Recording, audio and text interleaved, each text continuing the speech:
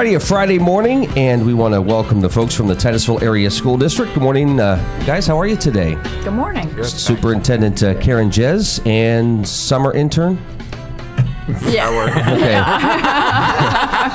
Okay. Or business manager Shawn Sampson joins us. Whichever. So, good morning, guys, and happy Friday. Yeah, hard to believe a week ago, huh? Graduation at Titusville Area School District. Yes. Yeah. Got another successful group of students moving on. Well, let's talk about some good things going on right now. And you just wrapped up a school year. The start of the school year, it just seemed like yesterday that we were talking about, oh no, school's starting the same week as the fair. And here we are. We got you guys got the year finished up. How'd everything go? It was a very good year. We had numerous developments in the curriculum areas. We have the Hightown School is looking at customizing some learning opportunities to really have kids start where they're at, their learning abilities, and grow them a little further. It's kind of mass customized learning is kind of the wave of the future in education, and we're part of the state consortium, and so we're really hoping to pilot this at Hightown and then move it across the other districts. It is an opportunity by which kids can be more directive in their own learning as they grow through the program and into the high school. Is it something that just slowly gets introduced, or is it something big that's just going to happen? Well, actually, if you look at Titusville, we've customized for many years in different ways. For example, our health and PE programming, with the selection process at the high school and the use of the heart rate monitors in order for kids to get into their zone rather than one size fits all, is an example of customized learning. We have customized learning and have had for years in the fact that we permit our homeschooled students to come in and take classes. That's another way to customize. And of course, our own virtual academy. Kids can be online and in our buildings. They can be online and go to VOTEC. So we are trying to find ways to accommodate the learning needs of all the kids and what's best for them. And it's funny you mentioned that because we know some folks who are homeschooled, and we saw them going into the school, and I was like, what's going on here? Yeah. And they said, oh yeah, we take classes, and so. Yeah, and that's really because in this day and age, everybody wants choice. And so the premise behind mass customized learning is similar to Amazon. Amazon has all of those products, and they can accommodate whatever your interest is. And so that's the future of education, are looking to have kids engaged in making their own decisions about their learning, but yet meeting the needs of all under the constraints of the government. Right. There are things we have to teach. It almost sounds like a menu-driven kind of a thing. It is kind of, yeah. I've heard of a concept some years ago, and it was something that I guess is more centered to homeschooling, but it seems like it's gravitating toward public, and that's kind of like what would they call it? Delight-centered learning, almost. If a student is good with the arts or in mathematics and sciences, start there and then build, the curriculum around that. And for some students, that may be a very good way to do things. Yeah, absolutely. Wait, is that the same as saying there was that push of you got to get ready for college, Yeah. Now it's been, not everybody's made to go to college. Correct. Let's go to a technical school, a trade school, or Yeah, college and career readiness now is the new phrase, I guess, if you will. We never really stepped away from that, but if you look at the research, the skilled trades are really needing highly skilled workers. The unions, HVAC, those kinds of folks are really crying for highly skilled trained individuals. Now, that doesn't say you just go step immediately from high school over. Some can, but there's usually that trade school piece in between. And so having these other opportunities for kids, hands-on learning, project-based learning, is all very good for them. So how does it work? Is that you guys listening to the needs of a community and saying, okay, boy, how do we play a role in this? Yes. So that's... We need to, yeah. We're in the process right now of developing a committee to work with us on the college and career 339 plan. Of course, the state has a process.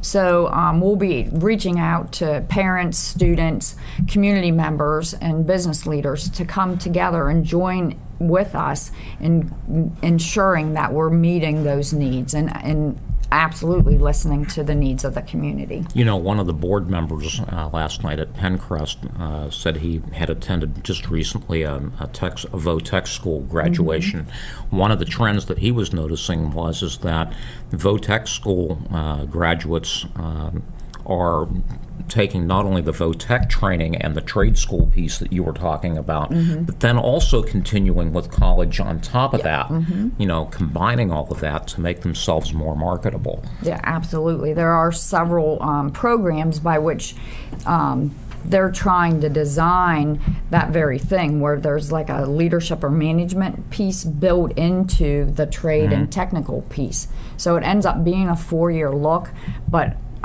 at least 2 years of it is that hands-on skill-based training. Wow, what a concept.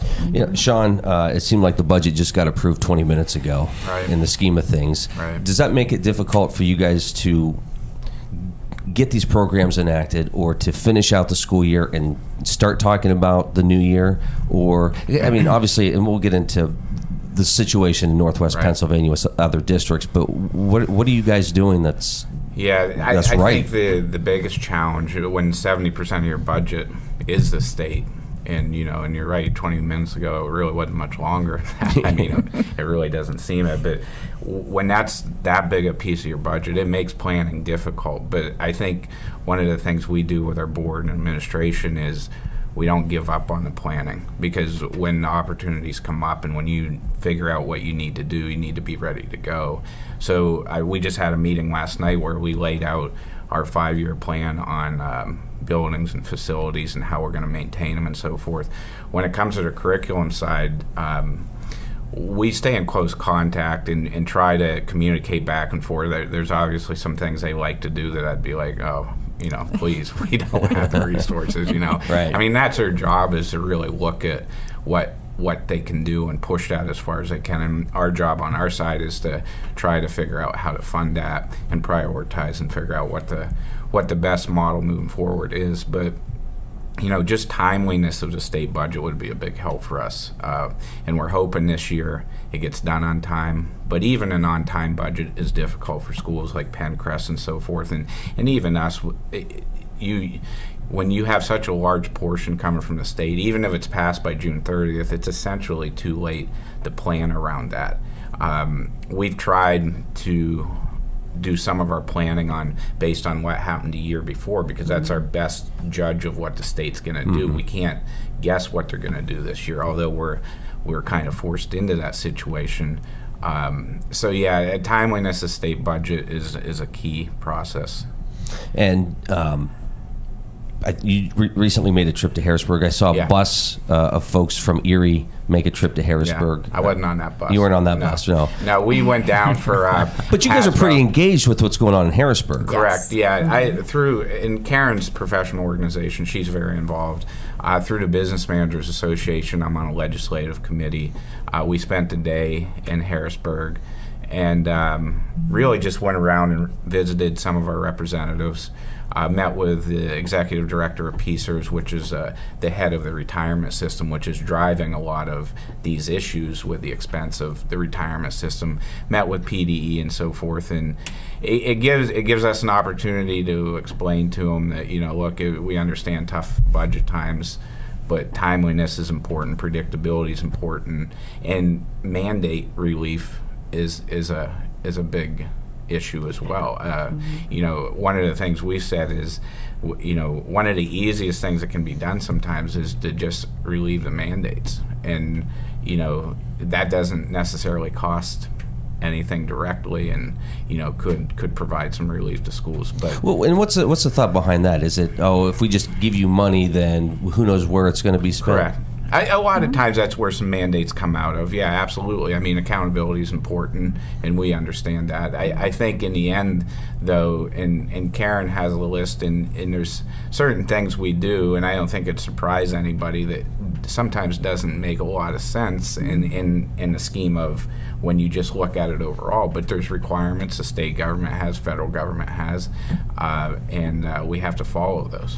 Karen, it's got to be difficult sometimes to be in your position where you're pro-education. Yeah. You work with the teachers, you're supporting them, but you also see the side of pensions, and we talk about it all the time. It's not just in education. No. Cities and municipalities are struggling with pension reform, and oh yeah, absolutely.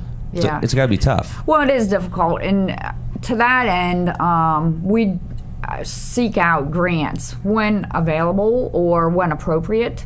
We worked on a distance learning technology grant over the course of this, we started in December, and hopefully if that grant comes through, we've not heard yet, that would give us about $500,000 to beef up our technologies that our kids have available for learning and resources. So we're always out there looking for ways to supplement the budget, because we know, as Shawn just said, 70% comes from the state, and so there is only so much money.